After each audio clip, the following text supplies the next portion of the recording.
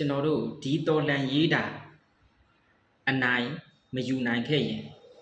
ဒါမှမဟုတ်စစ်တပ်ကြံ့ဖွတ်တာအာဏာတည်မြဲသွားရင်နောက်မှာမြန်မာနိုင်ငံမှာမွေးဖွားကြီးပြင်းလာမဲ့လူတိုင်းရဲ့အသက်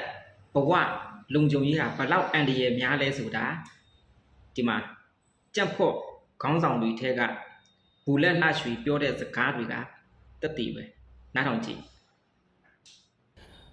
အခုမှ hot issue ပေါ့ဘာဖြစ်နေလဲဆိုတော့နိုင်ငံရေးပါတီရဲ့မဲဆွဲတဲ့အခါမှာကြက်ခိုင်မပါပေါ့ကျန်တဲ့ပါတီကြီး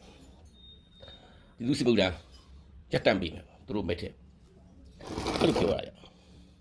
အကုန်လုံးကကြောက်ရွံ့နေကြတယ်တဲ့ဒီလူစစ်မှုထမ်းလိုက်ရမှာကြောက်လို့ဒါတကဘာလုံးဗျကဘာလုံးမှာ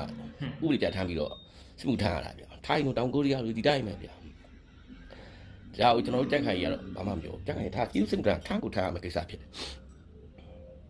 များနိုင်ငံအဲ့ဒါကြောင့်မလို့ပြည်ပဂျိုးကြော်လာရင်ကာကွယ်ရေးတင်ထားကားရှိတယ်အမြောက်ရှိတယ်ပြည်ရင်းစစ်ထွက်မဟုတ်ကိုလူမျိုးချင်းတပ်ဖို့မဟုတ်ဘူးလူမရှိဘူးအဲ့ဒီလူကိုပြည်သူစစ်မှုထမ်းဥပဒေနဲ့ဖြည့်တင်လိုက်တာခု3သိန်းလောက်ညာတိုးတက်လာဒါကြောင့်မို့လို့စကိုင်းတစ်ခုပြန်ရတယ်အရင်တော့40 50နဲ့သွားစကူ200 300နဲ့သွားပြီးတော့ချိန်မုန်းနိုင်တယ်အင်းအားတောင်းသွားပြီအဲ့လိုဖြစ်အောင်ဒီပြည်သူစစ်မှုထမ်းဥပဒေကစွမ်းဆောင်ပေးနိုင်တယ်ဒါကိုနိုင်ငံရေးပါတီတွေကဒီပြော့ကွက်ကိုနင်းပြီးတော့မှဟာသူတို့ကမဲထက်ဒါသူတို့မဲရလို့ရှိရင်ဒီပြည်သူ့စစ်မှုထမ်းဥပဒေရှက်တန့်ပြစ်မယ်လို့ဒီလိုမျိုးပြောနေတာသူတို့မှစစ်လက်နက်ပဲရှိတယ်သူကတည်းပြောသူကသူအာဏာမြဲဖို့တော့တေးပေးစရာဒီလိုပြောနေတာလေဆိုတဲ့ပေါ့ခေါ်ပြီး3ပြီးဆုံးမတာတို့ဟာမဲဒါမျိုးပြောရင်မဲရုပ်ောက်ပွဲမဟုတ်ရဘူးဒီလိုမျိုးပြောတဲ့တယ်နော်ယူစီအခုကြည့်ပါ line ပေါ်မှာကြည့်လိုက်ပါပြောနေကြတယ်နော်ကြောက်ရွံ့နေကြတယ်တဲ့ပြည်သူ့စစ်မှုထမ်းလိုက်ရမှာဆိုလို့တဲ့ကျွန်တော်ကမဲထည့်လိုက်တယ်ဒါဒီရက်တက်ပြစ်မယ်လို့ပြောတာလေဒါအဲ့တော့ခုနကကျွန်တော်ပြောသလိုပဲเนาะကျွန်တော်တို့ဒီတော်လန်ရေးတာအနိုင်မတိုက်ခဲ့ရင်เนาะပြည်သူလူထုကဒီစိတ်ပန်းလို့လူပန်းလို့เนาะကြောက်လို့လန့်လို့မောလို့ပင်ပန်းလို့ဆိုပြီးတော့ဒီတော်လန်ရေးကိုဘေးထွက်နေပြီးလက်မှန်ချအရှုံးပေးလိုက်ရင်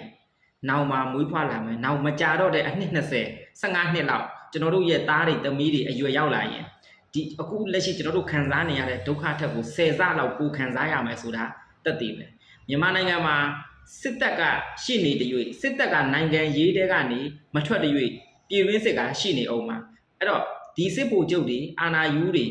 ကြံ့ဖို့ပါတီတွေအာဏာရဖို့အတွက်နောက်မှာမွေးဖွားလာတဲ့လူငယ်တိုင်းကပြည်တွင်းစစ်မှာတည်ပေးရမယ်ဆိုတဲ့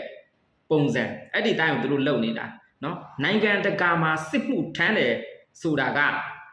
စစ်ပညာကိုသင်ထားတာပြည်ပနိုင်ငံရဲ့ကျူးကျော်စစ်ဝင်လာရင်